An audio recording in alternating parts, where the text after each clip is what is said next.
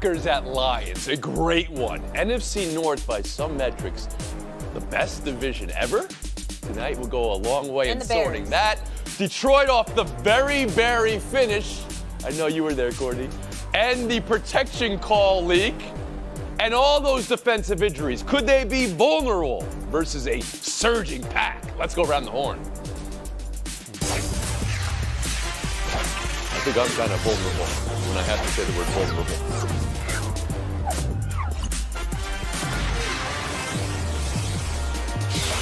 11-1, 10-2, 9-3 is the top of the North. Like I said, by some metrics, the best division since the merger. Detroit still needs wins in the division despite that 11-1 start, and also the way the Eagles have played. Home field not guaranteed either. A W tonight would clinch a playoff spot for the Lions. Green Bay losing in the first meeting last month in Wisconsin. A Love pick 6 that you're seeing right here flipped that game.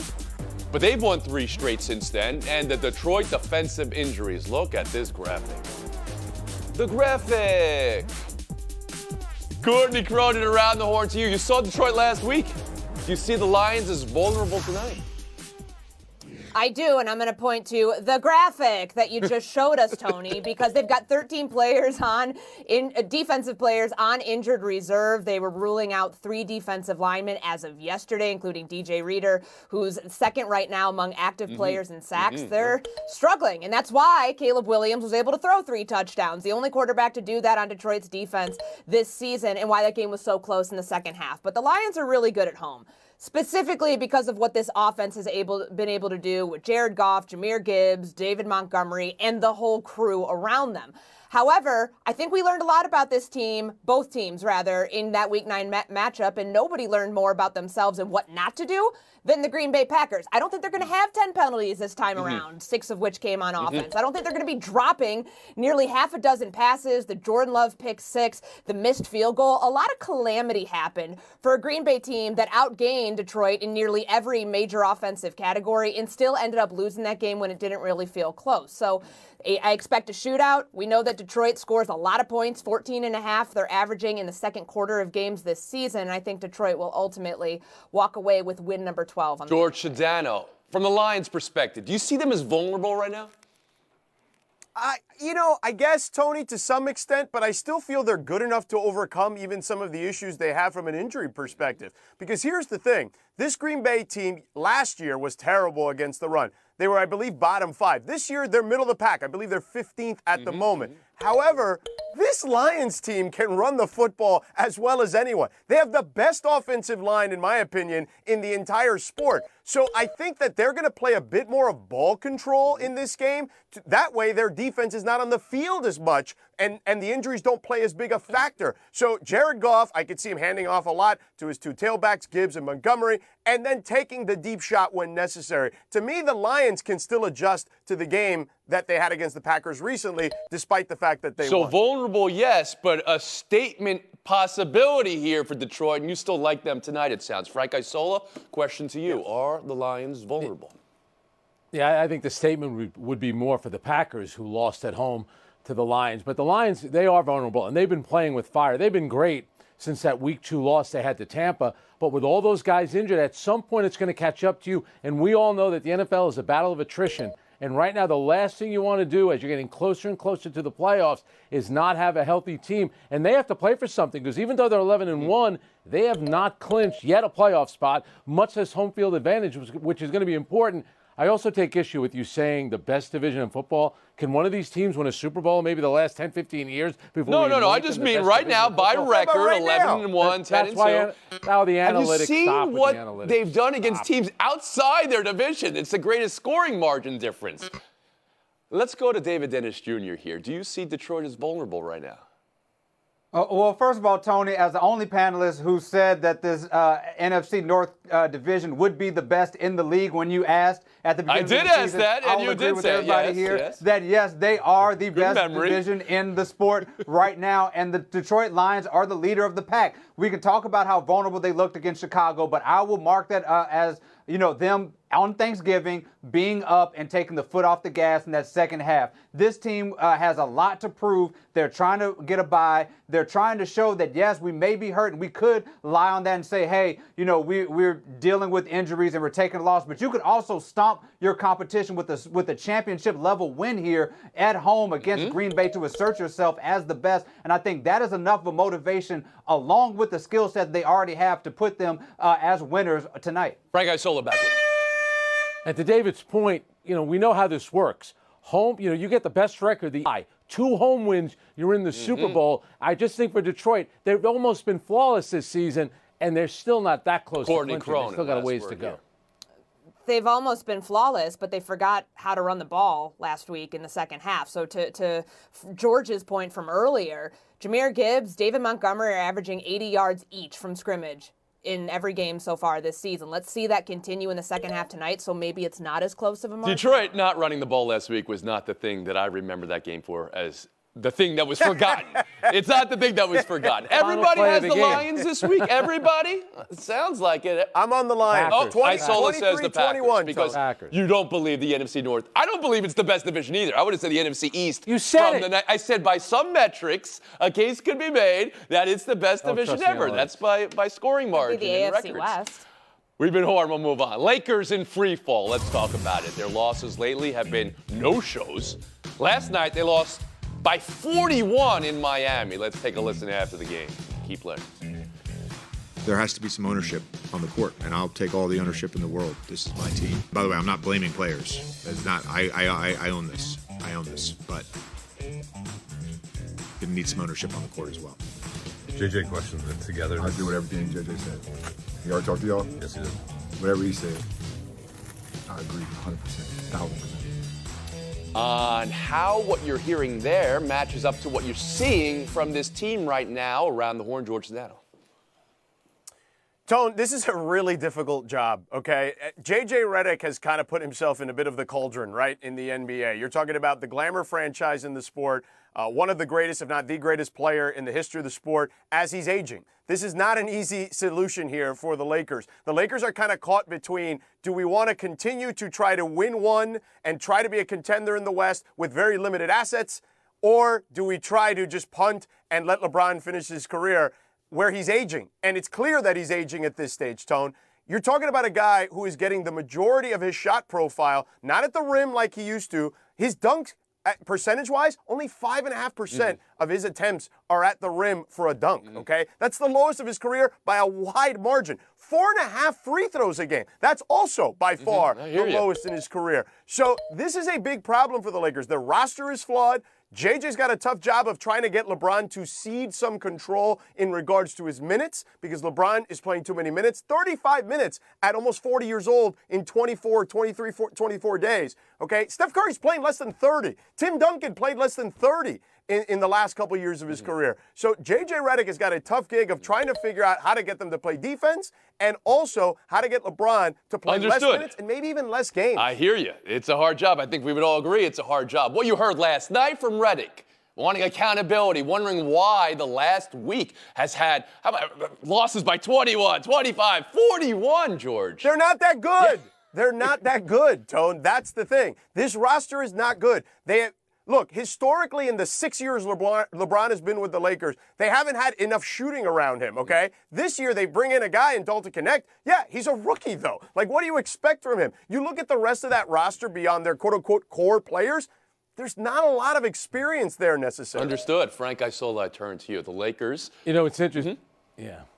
Well, I was going to say, J.J. Redick was careful to point out I'm not going after the players because, remember, he criticized Doc Rivers for doing that. And now he's realizing how difficult it is to be an NBA coach when you're meeting with the media 3 times a game, and after you lose by 41, now you have to watch your P's and Q's, what you say. And, of course, LeBron knows exactly where the media is going, and the media was smart to ask him about what J.J. Redick said because LeBron knows, hang on a second, I'm connected to this guy. Not only do we have a podcast together, but I'm the one that wanted him to be coach. And George is right. The team just isn't that good. And the hardest thing to do in sports sports is to coach aging legends. You want to bring up Tim Duncan. Tim Duncan on bad nights, he knew he had Kawhi Leonard, Manu Ginobili, and Tony Parker that could bail him out. Anthony Davis hasn't been playing well. The most concerning thing, though, isn't just losing. Look at the body language. Look at the effort that they're giving him. That's what's going to frustrate J.J. Redick. And you could tell LeBron at 40 years old on December 30th, he cannot bail them out every night. David Dennis Jr. around the horn to you.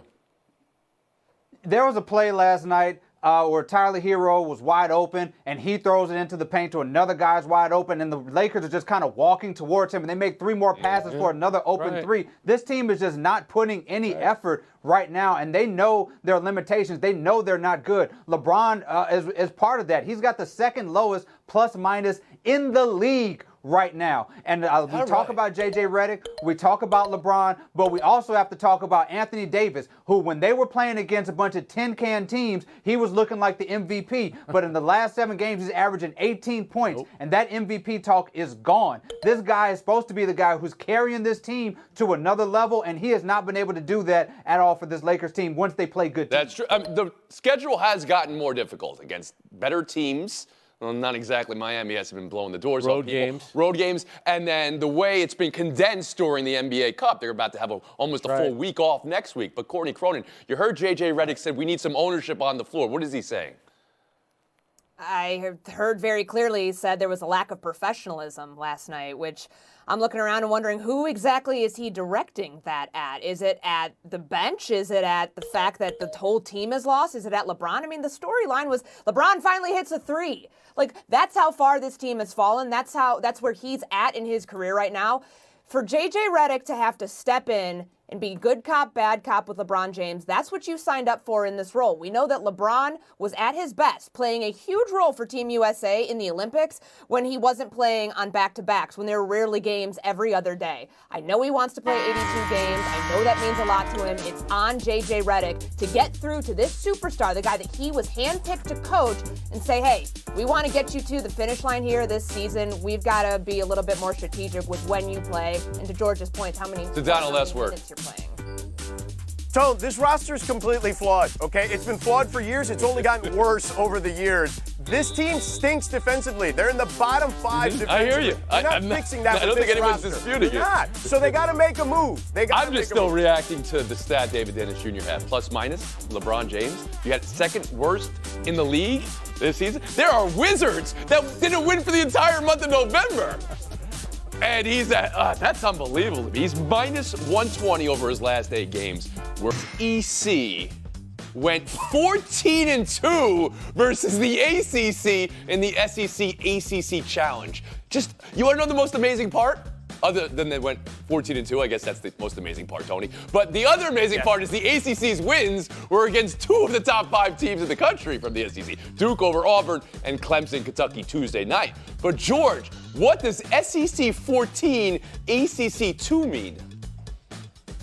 Well, it means, Tone, that at least the committee last year was validated some. When they felt that the ACC didn't get a lot of teams, they got the top-heavy teams, and the ACC conference complained about that. That continues to be the case. The top of the ACC is still awesome. They go to the Sweet 16 more than any other conference and beyond. However, the conference as a whole, after I would say the last 2 years has not been as strong as it's been previously. So I think that's what it says to me. And Duke, by the way, a great balance of young players and veteran players doing a fantastic job finishing against a really good Auburn team if we're looking at an individual performance. Courtney Cronin? I've got a number that's better for you than 14-2, 26-3. The SEC over the ACC this entire college basketball season. They've won those games by a combined point differential of plus 214. And George is right. The ACC was lamenting not getting as many teams as they had hoped for into the big dance last time around. Right now, the SEC is on pace to get 12 of 18 teams in this newly formed conference into March Madness. That's an unfathomable figure. I guess the one thing the ACC can hang its hat on with Duke winning is that they have the best 17-year-old basketball player while the SEC has the best 17-year-old football player. So you said that's about 10 points better that the SEC is in the ACC this season. David Dennis Jr., around the horn to you. I was like, I'm going to choose to look at the glass 2/16 of the way full for the ACC here. And I'm going to say that you could look at the 2 wins that they have. Clemson and Duke beat top teams. And if you're looking at who has chances to bring home national championships, those two teams are right in the mix, especially Duke and especially with Cooper Flagg, who had 2010 and 0 turnovers, at least with that mark. We have not had a player do that since Elton Brand in 1998. They still have a good chance with the top-heavy guys. The rest of the conference, not so much. So you're focusing on the 2 more than the 14. That's an Focusing on interesting the 2. perspective. Frank, I still it to you. David Dennis, good job not burying the lead the way George did by mentioning Cooper Flagg. Here's what I would say. You just wait till football season. The ACC will get them back. They don't beat them in football either. You know, here's what happened. The SEC invested in basketball 10 years ago. It's paying off. If you look since 2017, Rick Pitino, Roy Williams, Coach K, Tony Bennett, Mike Bray have all left. That's a big impact. That's a lot of good coaches. The SEC, with the money in NIL and the coaching, that's one of the factors why they've been better. Buy or sell 2, Lincoln Riley. While the CETO region has been gaining heat at USC, here's an athletic report that UCF has made inquiries about him for head coach. Could he leave Southern California for Central Florida? Buyout would be huge if USC fired him. He's 3 years into a reported 10-year deal at $10 million per year. Buyout would be nearing $90 million. Do I have that right? Courtney, buy or sell? UFC inquiring about Lincoln Riley. I'm selling this idea because if he's going to have this soft exit from USC, which is understandable. They were 11-3 in his first season. They are 6-6 despite reworking their defensive staff.